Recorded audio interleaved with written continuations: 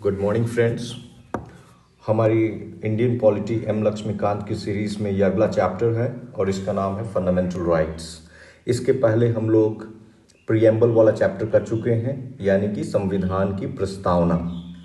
इस चैप्टर में हम लोग कई पक्ष को डिस्कस करेंगे, जैसे कि मैंने यहाँ पे कीवर्ड्स सारे नोट डाउन कर दिए हैं और आप कॉपी और पेन लेकर के बैठ जाइए और उसमें इन कीवर्ड्स को मैं एक्सप्लेन करता जाऊंगा और आप उसके नोट्स बना सकते हैं।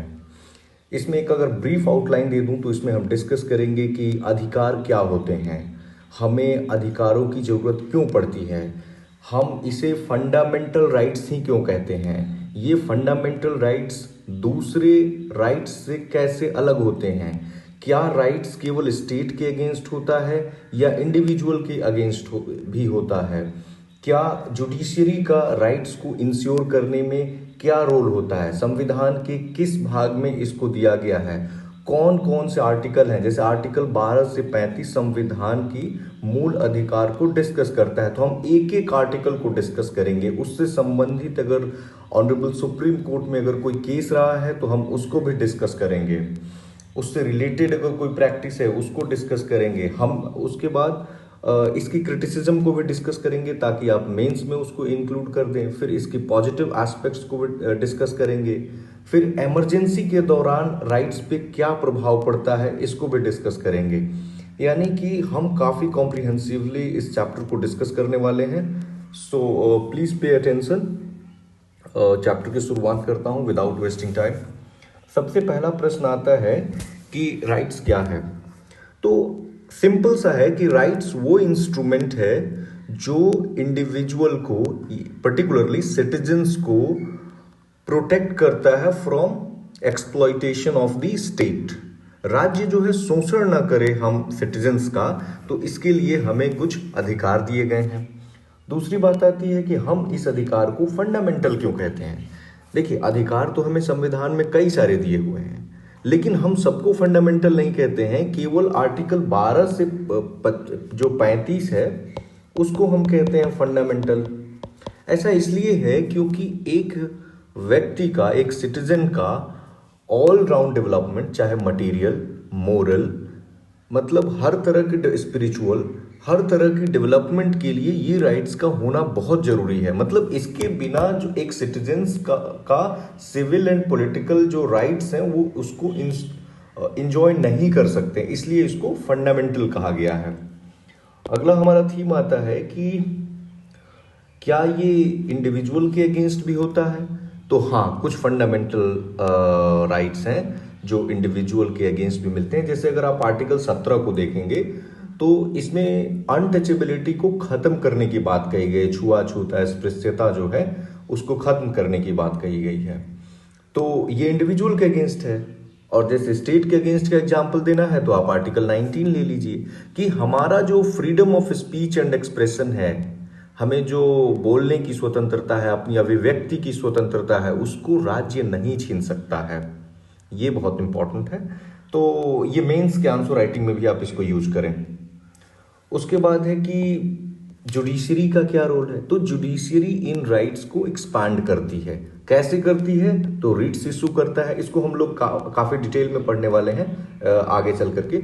रिट्स आर्टिकल 32 में दिया गया है कि कैसे रिट्स इशू होते हैं। उसके बाद आता है कि हम लोग एक एक आर्टिकल को लाइन बाय लाइन डिस्कस करते हैं ताकि आपका प्रीलिम्स और मेंस दोनों में कवर हो जाएगा। आर्टिकल 12, इसमें स्टेट की डेफिनेशन दी हुई है कि राज्य क्या है। अब स्टेट का डेफिनेशन का मतलब आप ये मत समझिए राज्य सरकार, नहीं। इसका मतलब राज्य सरकार, केंद्र सरकार, न्यायपालिका, विधायिका, कार्यपालिका यानी executive, legislature, judiciary, even NGOs भी हो सकते हैं if they are substantially financed by the government.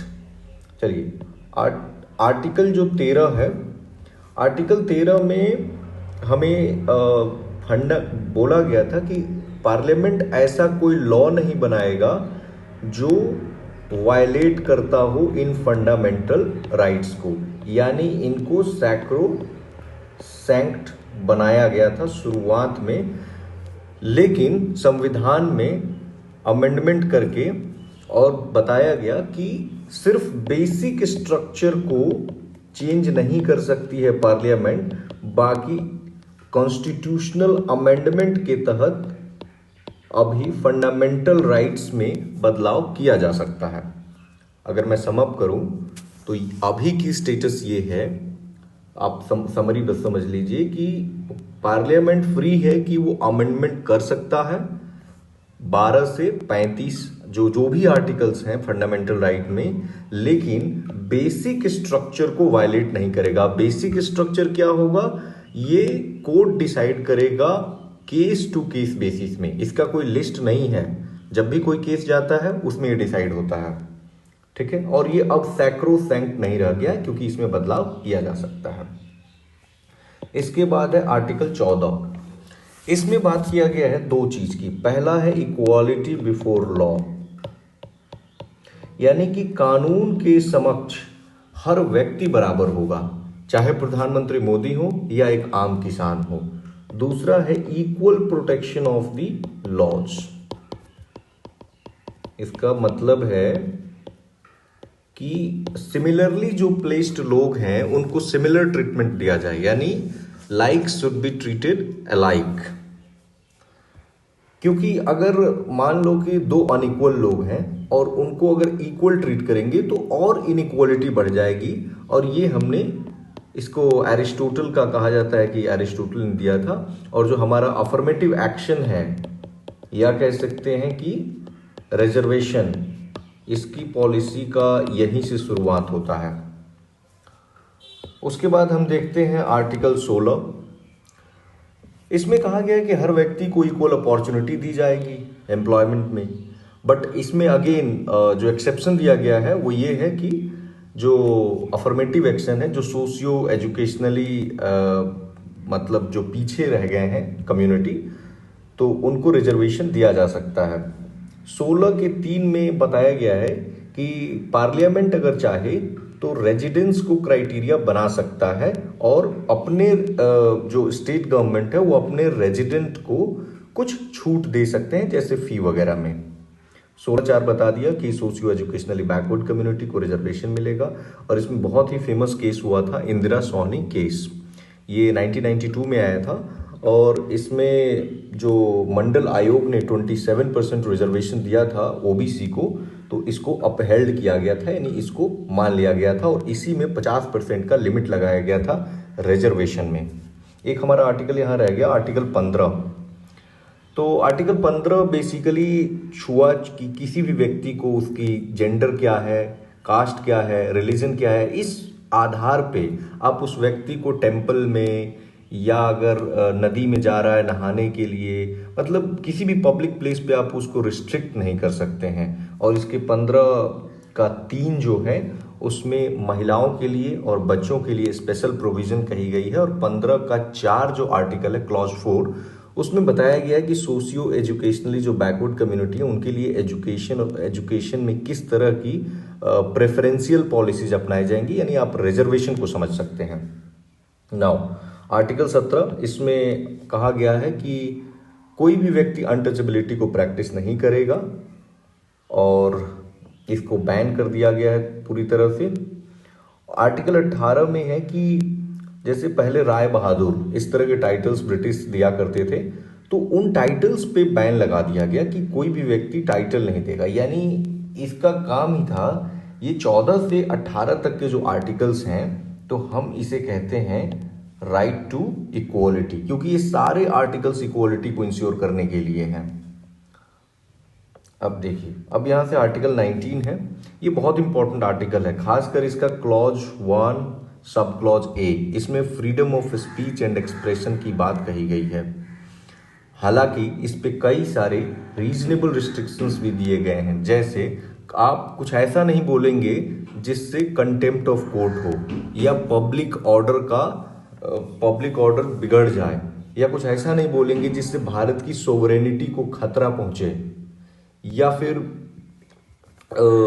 Security of state को खतरा पहुंचे, या जो नैतिकता के विरुद्ध हो। मतलब आप इन चीज़, ये कुछ ऐसी चीजें हैं जो रिस्ट्रिक्शंस लगा दी गई हैं। इसी तरह आर्टिकल 19(1) का बी है, बी से मतलब ए से लेके जी तक है। जैसे बी में क्या है कि आपके पास फ्रीडम है कि आप कहीं भी पीसफुली असेंबल कर सकते हैं, मतलब आप गन लेकर के नहीं, जैसे कहीं धरना पे आप बैठ गए तो ये आर्टिकल 19(1) में है। इसी तरह सी में दिया हुआ है कि आप कोई एसोसिएशन बनाने का आपके पास अधिकार है, कोई भी आप एसोसिएशन बना सकते हैं। डी में है कि आप फ्रीली कहीं भी इंडिया में घूम सकते हैं। ई में है कि आप कहीं भी इंडिया के किसी भी पार्ट में जा करके और वहाँ पे आप बस सकते हैं। एफ को मिटा दिया गया है बाय 44th अमेंडमेंट, इसमें राइट टू प्रॉपर्टी दिया था। और जी में बिजनेस करने का अधिकार है कि आप कोई भी प्रोफेशन को अपना सकते हैं। हालांकि इन सारे आर्टिकल्स में कुछ कुछ रीजनेबल रिस्ट्रिक्शंस दिए हुए हैं, जैसे कि एक हैबिचुअल ऑफेंडर है, बार बार वो क्राइम करता है, तो उसको किसी पर्टिकुलर एरिया में रिस्ट्रिक्ट किया जा सकता है। ठीक है, ये रहा आर्टिकल 19। उसके बाद है आर्टिकल 20। इसमें 3 क्लॉज है, यहाँ 1, 2, 3 मैंने लिखा है। जैसे क्लॉज नंबर 1 बोलता है कि रिट्रोस्पेक्टिव क्रिमिनल लॉ नहीं बनाया जाएगा। इसका मतलब है कि सपोज कीजिए कि आज मैंने कोई क्राइम किया, तो अगर उस क्राइम का पनिशमेंट 10 साल है, तो ऐसा नहीं है कि आने वाले समय में अगर उसके लिए फांसी की सजा दे दी जाती है तो वो मुझ पे अप्लाई होगा, यानी पीछे जा करके आप किसी क्रिमिनल लॉ को अप्लाई नहीं करेंगे। उसके बाद 2 में है डबल जियोपार्डी, यानी कि एक बार अगर मैंने क्राइम किया है तो मुझे एक ही बार सजा मिलनी चाहिए। हालांकि ये क्वेश्चन पूछा जा सकता है कि क्या संविधान में डबल जियोपार्डी शब्द मेंशन्ड है, तो आप कहेंगे नहीं, इसका प्रोविजन है बट मेंशन्ड नहीं है, ये अमेरिकन कॉन्स्टिट्यूशन में मेंशन्ड है। उसके बाद है 20 का क्लॉज 3। इसमें कहा गया है कि कोई भी व्यक्ति अपने अगेंस्ट विटनेस नहीं हो सकता है, मतलब अपने ही अगेंस्ट गवाह नहीं बनेगा। लेकिन इसमें एक्सेप्शन है कि जैसे आपका मेडिकल या फिर थंब इम्प्रेशन, ये सब लिया जा सकता है। ठीक है, और यहाँ पे मैंने 44th अमेंडमेंट लिखा है। इसका यहाँ पे ये है कि 44th अमेंडमेंट 1978 में जो जनता पार्टी की सरकार थी, उन्होंने कहा कि आर्टिकल 20 और 21 किसी भी सूरत में सस्पेंड नहीं किए जा सकते हों, चाहे वो इमरजेंसी ही क्यों ना हो। ठीक है, जैसे इंदिरा गांधी जी ने जब इमरजेंसी लगाई थी तो उस समय इन आर्टिकल्स को भी सस्पेंड कर दिया गया था, बट इस कॉन्स्टिट्यूशन अमेंडमेंट के तहत इसको सस्पेंड अब नहीं किया जा सकता किसी भी सूरत में। अब आर्टिकल 21 है, ये बात करता है right to life and liberty, यानी जीवन जीने का अधिकार और स्वतंत्रता का अधिकार। लेकिन उसका एक्सेप्शन है कि इसको खत्म किया जा सकता है according to procedure established by law के द्वारा। अगर लॉ के द्वारा इसको खत्म किया जा सकता है। और इसमें मैं 2 केस का नाम लूंगा, एक तो गोपालन है, AK गोपालन, और दूसरा है मनेका गांधी। तो AK गोपालन केस में सुप्रीम कोर्ट ने थोड़ा नैरो इंटरप्रिटेशन किया था इसका और काफ़ी रिस्ट्रिक्शंस लगाई थी, बट मनेका गांधी में ड्यू प्रोसेस ऑफ लॉ को रिकग्नाइज किया, जबकि AK गोपालन में ड्यू प्रोसेस ऑफ लॉ को, अमेरिका में है ये ड्यू प्रोसेस ऑफ लॉ, मतलब प्रिंसिपल्स ऑफ नेचुरल जस्टिस को फॉलो करते हैं, मतलब कि रीजनेबलनेस को देखा जाता है। लॉ क्या कह रहा है सिर्फ उसके बेसिस पे नहीं देखा जाएगा, बल्कि प्रिंसिपल्स ऑफ नेचुरल जस्टिस को यूज किया जाएगा। उसके बाद है आर्टिकल 22, ये आपको प्रोटेक्शन देता है अगेंस्ट अरेस्ट। ऐसा नहीं है कि आपको अरेस्ट नहीं किया जाएगा, बट आपको जब अरेस्ट किया जाएगा तो उस समय आपको एक वकील अपने चॉइस का रखने का अधिकार होगा। 24 घंटे के अंतर्गत नियरेस्ट मजिस्ट्रेट के पास पहुंचाया जाएगा। इस तरह के आपके पास होंगे। लेकिन इसमें कुछ एक्सेप्शंस भी दिए हुए हैं कि जैसे कि कोर्ट का अगर ऑर्डर हो या प्रिवेंटिव डिटेंशन के तहत आपको गिरफ्तार किया गया है तो उस दौरान ये अप्लाई नहीं होगा। तो इस चीज़ का भी ख्याल रखेंगे। प्रिवेंटिव डिटेंशन को हम लोग कहते हैं ना कि ये नेसेसरी इविल है। अब नेसेसरी इविल क्यों कहते हैं? प्रिवेंटिव डिटेंशन को नेसेसरी इविल इसलिए बोलते हैं कि यह जो है एक तरफ तो नेसेसरी भी है क्योंकि सिक्योरिटी ऑफ स्टेट या सप्लाईज वगैरह को मेंटेन रखने के लिए, लेकिन दूसरी तरफ ईविल इसलिए है कि हमारी जो लिबर्टी है वो खतरे में आ जाती है। उसके बाद है आर्टिकल 23। इसमें फोर्स्ड लेबर, बेगार, ट्रैफिकिंग, इससे बचाने का प्रोविज़न है, लेकिन इसमें एक्सेप्शन ये है कि पब्लिक इंटरेस्ट में ये आपको फ्री में एम्प्लॉय किया जा सकता है। उसके बाद है आर्टिकल 24, जिसमें अगर 14 साल के नीचे का बच्चा है तो उसको किसी भी माइंस में, फैक्ट्री में या किसी अन्य हाजार्डस काम में नहीं एम्प्लॉय किया जाएगा। इसके लिए सरकार ने एक फंड भी बनाई है ताकि बच्चों की रिहैबिलिटेशन किया जा सके। आर्टिकल 25 फ्रीडम ऑफ कॉन्साइंस की बात करता है, यानी हमारी विवेक की बात करता है। और फ्रीडम ऑफ कॉन्साइंस में विवेक है कि हम कौन सा रिलीजन चुनना चाहते हैं। जैसे कि यहाँ पे मैंने 3 P दिया है कि हमारे पास फ्रीडम है कि freedom to practise, profess and propagate our religion, ये ध्यान में रखना है। और हम अपनी चॉइस का, जरूरी नहीं कि हम अपने पेरेंट्स का रिलीजन चुने, बट यहाँ पे 3 एक्सेप्शन है। कोड बनाया मैंने हम्प, HMP, यानी हेल्थ, मोरालिटी और पब्लिक ऑर्डर। ये मतलब आपको इंश्योर रखना है, ये मतलब इंजॉय करते हुए आपको हेल्थ, मोरालिटी और पब्लिक ऑर्डर को मेंटेन रखना है। फिर है आर्टिकल 26 कि आप इस्टेब्लिश कर सकते हैं, मेंटेन कर सकते हैं और मैनेज करेंगे religious and charitable institutions, religious and charitable institutions को। और यहाँ भी एक्सेप्शन में यही हम भी है, हेल्थ, मोरालिटी और पब्लिक ऑर्डर। आर्टिकल 27 में है कि किसी पर्टिकुलर रिलीजन को बढ़ावा देने के लिए आप टैक्स नहीं लगा सकते हैं। जैसे अगर हिंदू धर्म को बढ़ावा देने के लिए किसी क्रिश्चियन पे टैक्स नहीं लगाया जा सकता है, लेकिन फी वसूला जा सकता है किसी भी टेम्पल्स वगैरह के आसपास। आपने देखा होगा ये, क्योंकि ये सेकुलर अफेयर को मेंटेन करता है। आर्टिकल 28 में 4 तरह की एजुकेशनल इंस्टीट्यूशंस की बात कही गई है कि किस तरह के एजुकेशनल इंस्टीट्यूशन में रिलीजियस एजुकेशन प्रोवाइड किया जाएगा और किस तरह के रिलीजियस इंस्टीट्यूशन में रिलीजियस एजुकेशन नहीं प्रोवाइड किया जाएगा। जैसे यहाँ पे ना 25 से 28 तक हमारा ये फ्रीडम ऑफ रिलीजन है, ये एक्सप्लॉइटेशन से बचाता है और ये राइट टू फ्रीडम है, ठीक है। और 29 और 30 में माइनॉरिटीज को राइट्स दिए हुए हैं। जैसे 29 में कहा गया कि एवरी सेक्शन ऑफ सिटीजन जिनका डिस्टिंक्ट स्क्रिप्ट हो, लैंग्वेज हो और कल्चर हो, तो उनको क्या करेंगे, उनको ये प्रोटेक्शन देता है कि वो अपने राइट मतलब उसको मेंटेन रख सकते हैं, ठीक है। आर्टिकल 30 में माइनॉरिटीज को डिफाइन तो नहीं किया गया है। जैसे माइनॉरिटीज को अगर ये क्वेश्चन आ जाए कि प्री में कि क्या संविधान में माइनॉरिटीज डिफाइंड है, तो आप कहेंगे नहीं, minorities are not defined in Indian constitution. और 2 तरह के माइनॉरिटीज बताए गए हैं, एक रिलीजियस और दूसरे लिंग्विस्टिक। और बताया गया कि ये अपने चॉइस के एजुकेशनल इंस्टीट्यूशंस को इस्टेब्लिश कर सकते हैं और उसको एडमिनिस्टर कर सकते हैं। लेकिन सुप्रीम कोर्ट ने कहा है कि एडमिनिस्टर का मतलब माल एडमिनिस्ट्रेशन नहीं होगा। और 44th कॉन्स्टिट्यूशनल अमेंडमेंट एक्ट 1978 के तहत बताया गया कि अगर इनकी जो एजुकेशनल इंस्टीट्यूशंस हैं, अगर उसको स्टेट अपने अंदर लेता है, टेक ओवर करता है, तो उसको कंपेंसेट करना होगा। और एड देते समय माइनॉरिटी एजुकेशनल इंस्टीट्यूशन के साथ किसी भी तरह का भेदभाव नहीं किया जाएगा। आर्टिकल 31 को 44th अमेंडमेंट के तहत हटा दिया गया क्योंकि ये भी राइट टू प्रॉपर्टी को डील कर रहा था। आर्टिकल 31B काफ़ी इंपॉर्टेंट है, इसको 9th शेड्यूल में रखा गया।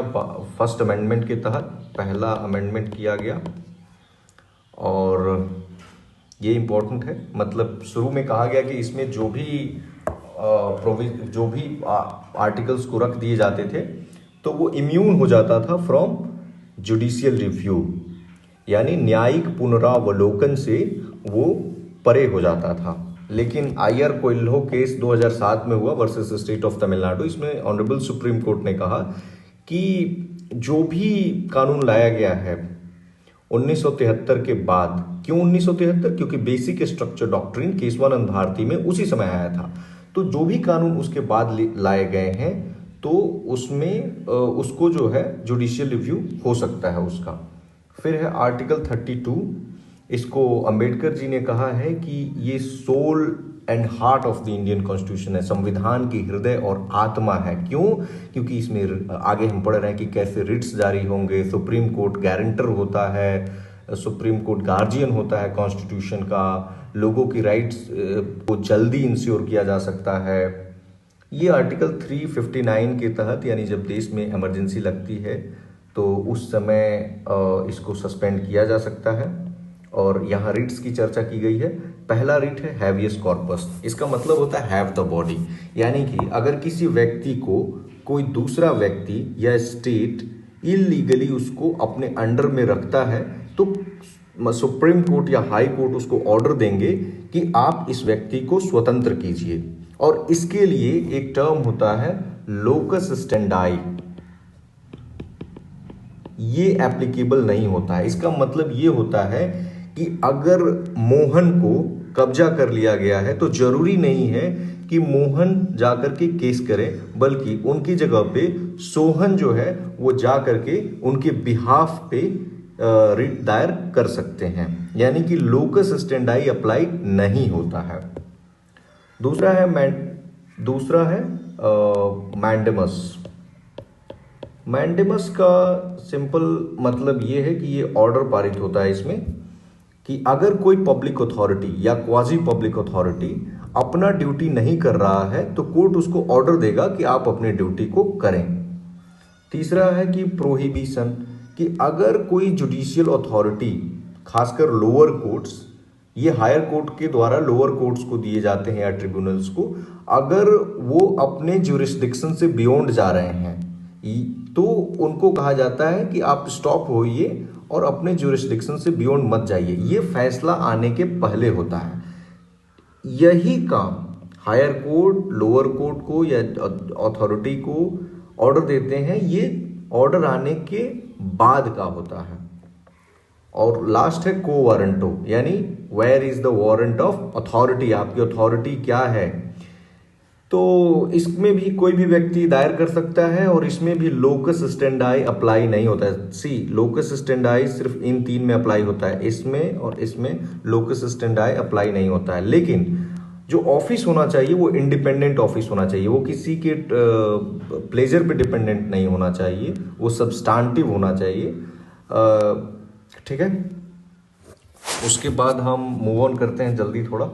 आर्टिकल 33 है, इसमें कहा गया है कि फंडामेंटल राइट्स को मॉडिफाई किया जाएगा फॉर फोर्सेस एंड इंटेलिजेंस, उनके लिए किया जा सकता है क्योंकि उनकी स्पेशल नीड्स है और स्पेशल ड्यूटी की रिक्वायरमेंट्स है।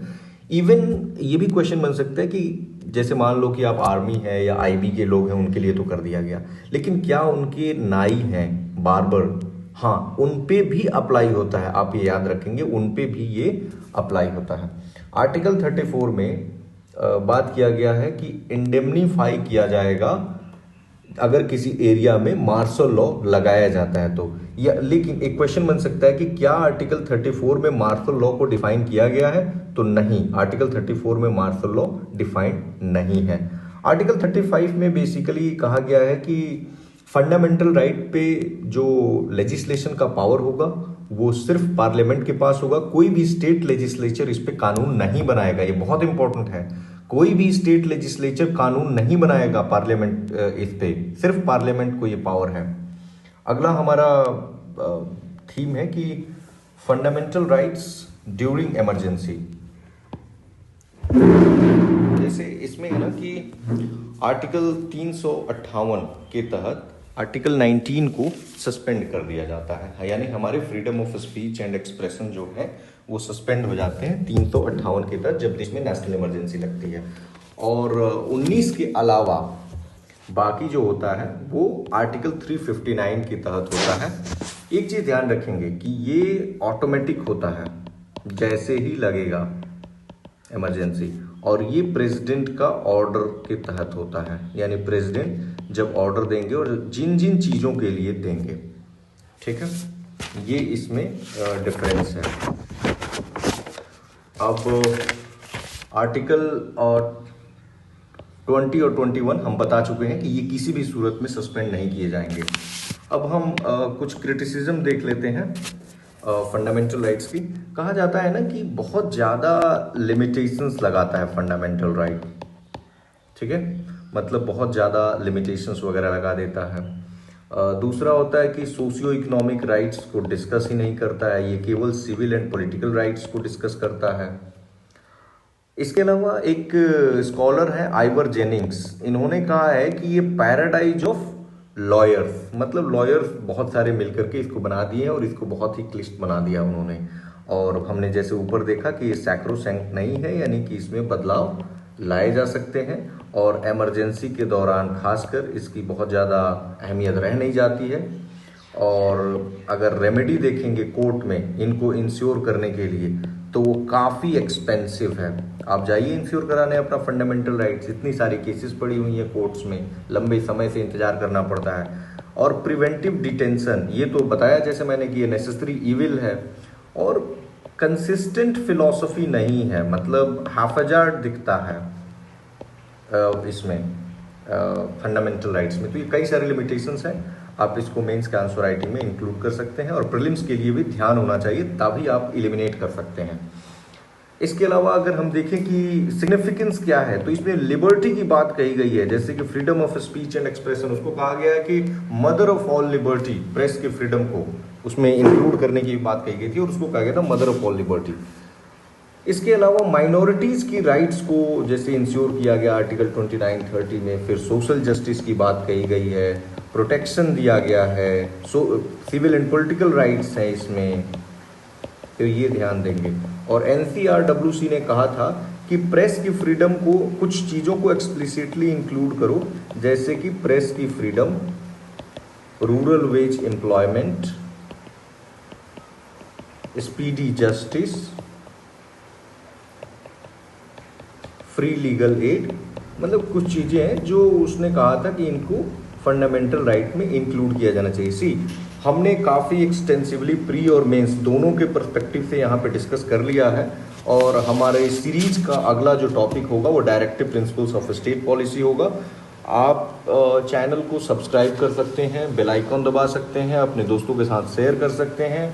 मैं पूरी पॉलिटी की सीरीज यहाँ पे कंडक्ट कर रहा हूँ और आगे भी इसको कंटिन्यू करेंगे। Thank you very much for listening.